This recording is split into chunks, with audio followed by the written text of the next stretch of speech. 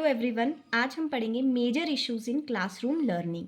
Classroom learning के दौरान जो है problems related to teacher, problems related to classroom management, problem related to student और प्रॉब्लम रिलेटेड टू करिकुलम। सबसे पहले हम पढ़ेंगे प्रॉब्लम रिलेटेड टू टीचर। इसमें सबसे पहला पॉइंट है हमारा हेल्थ ऑफ अ टीचर, कि अगर एक टीचर की हेल्थ जो है सही नहीं है तो क्लासरूम में वो अच्छे से नहीं पढ़ा पाएगा, या तो उसको ज़्यादा प्रॉब्लम है तो हो सकता है कि वो एब्सेंट हो जाए। तो उसके कारण भी क्या है, बच्चे की जो है टीचिंग लर्निंग जो है इसमें अफेक्ट होती है। ठीक है। सेकंड है कॉन्फिडेंस ऑफ अ टीचर, कि अगर टीचर में कॉन्फिडेंस नहीं है तो कहीं ना कहीं वो बच्चों को अच्छे से पढ़ा नहीं पाता है। Third one is non democratic nature of a teacher. तो एक टीचर को जो है डेमोक्रेटिक नेचर जो है वो दिखाना चाहिए क्लासरूम में, और सभी बच्चों को जो है इक्वली ट्रीट करना चाहिए, सभी बच्चों को इक्वल अपॉर्चुनिटी भी मिलनी चाहिए क्लासरूम में। लेकिन अगर टीचर जो है वो नॉन डेमोक्रेटिक है तो कहीं ना कहीं वो एक बच्चे को ज़्यादा इंपॉर्टेंस और दूसरे बच्चे को कम इंपॉर्टेंस देगा, तो वो बच्चे को कहीं ना कहीं टीचिंग लर्निंग जो है उसमें असर डालता है ये। उसके बाद है हमारा rigid attitude of a teacher. तो इसमें क्या है कि टीचर का एटीट्यूड रेजिड नहीं होना चाहिए, टीचर का एटीट्यूड जो है वो फ्लेक्सिबल होना चाहिए। क्योंकि क्या होता है, हमारे क्लासरूम में जो है डाइवर्सिटी रहती है, कि हर एक बच्चा जो है वो डिफरेंट होता है एक दूसरे से, वो अलग अलग, उसको जो लर्न करने में जो है वो अलग अलग प्रॉब्लम्स आती हैं। तो अगर टीचर का एटीट्यूड रिजिड रहेगा तो वो बच्चे को अच्छे से पढ़ा नहीं पाएगा, और लर्निंग जो है उसमें नेगेटिव इम्पैक्ट इसका देखने को मिलेगा। फिफ्थ पॉइंट है हमारा लैक ऑफ सब्जेक्ट नॉलेज। अगर टीचर का जो है अपने सब्जेक्ट में नॉलेज नहीं है तो क्लासरूम लर्निंग जो है उस पर नेगेटिव उसका असर पड़ेगा। Lack of interest in his और हर ओन सब्जेक्ट। अगर टीचर का खुद का इंटरेस्ट नहीं है सब्जेक्ट में तो वो जो लेक्चर बच्चे को डिलीवर भी कर रहा है उसमें उसने उतने एफर्ट नहीं लगाए होंगे पहले से, क्योंकि उसका खुद का इंटरेस्ट नहीं है, तो कहीं ना कहीं ये लर्निंग को जो है वो उसके लिए एक बैरियर की तरह एक्ट करेगा। सेकेंड पॉइंट हमारा है प्रॉब्लम रिलेटेड टू स्टूडेंट्स, की स्टूडेंट से रिलेटेड क्या प्रॉब्लम हो सकती हैं। इसमें है physical and mental health of children. सबसे पहले कि अगर फिजिकल हेल्थ बच्चे की ठीक नहीं है, वो बीमार है, तब भी जो है बच्चे को पढ़ने में प्रॉब्लम आती है, और मेंटल हेल्थ बच्चे की सही नहीं है तब भी वो चीज़ों को जो है लर्न नहीं कर पाएगा properly. Lack of readiness and will power. अगर बच्चा खुद से रेडी नहीं है पढ़ने के लिए, खुद से वो विलिंग नहीं है पढ़ने के लिए, तो हम कितना भी उसे फोर्स कर ले वो अच्छे से पढ़ नहीं पाएगा।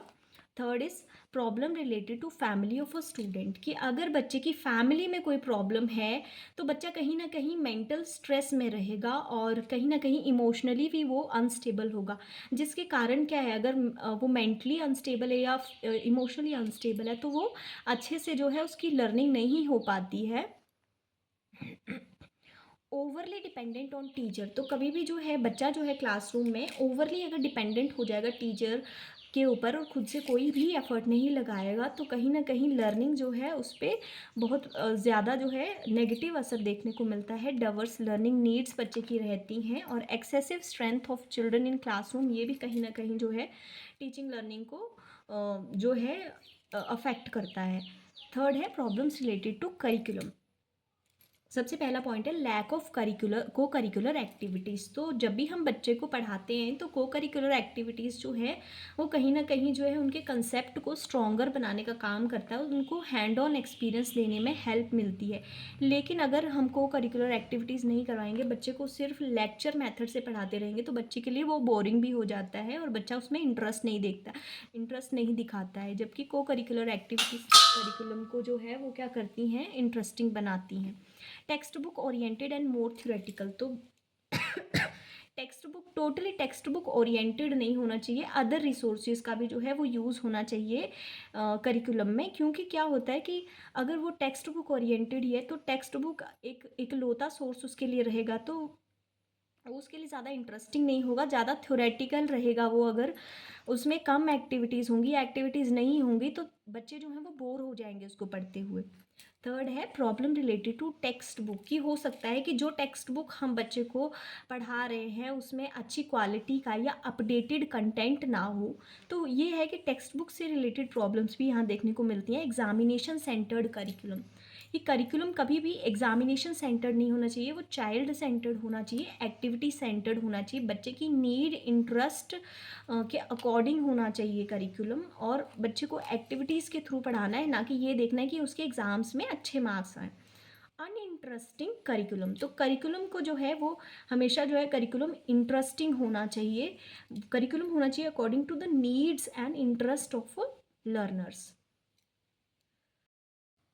फोर्थ है हमारा problem related to classroom management की प्रॉब्लम जो है रिलेटेड टू क्लास साइज की। हमारा जो क्लासरूम है वो स्पेशियस होना चाहिए और उसमें जो है प्रॉपर 1:30 की रेशो में बच्चे होने चाहिए, एक टीचर तो 30 स्टूडेंट होने चाहिए उसमें। पुअर बिल्डिंग कंडीशन की, स्कूल की जो है बिल्डिंग की कंडीशन कैसी है, उसमें प्रॉपर रूम्स में वेंटिलेशन है या नहीं है, उसमें प्रॉपर जो है लाइट की फैसिलिटी है या नहीं है, वो किस जगह पर बना है, कहीं वहाँ पर जो है ज़्यादा नॉइज़ तो नहीं रह रही है जो बच्चे की लर्निंग पे असर डाले। इनएडिकेट फर्नीचर, जो क्लासरूम में फर्नीचर होना चाहिए वो प्रॉपर होना चाहिए, जिसमें बच्चे आराम से बैठ सकें और उसको जो है एक प्रॉपर अरेंजमेंट में होना चाहिए। फोर्थ इज़ नॉइस, कि हमारा जो क्लासरूम है कहीं ऐसे प्लेस में तो नहीं है जहाँ बहुत ज़्यादा नॉइस हो और हम बच्चे को पढ़ा रहे हैं तो उसका ध्यान ही नहीं है उसमें या फिर वो पढ़ नहीं पा रहा है।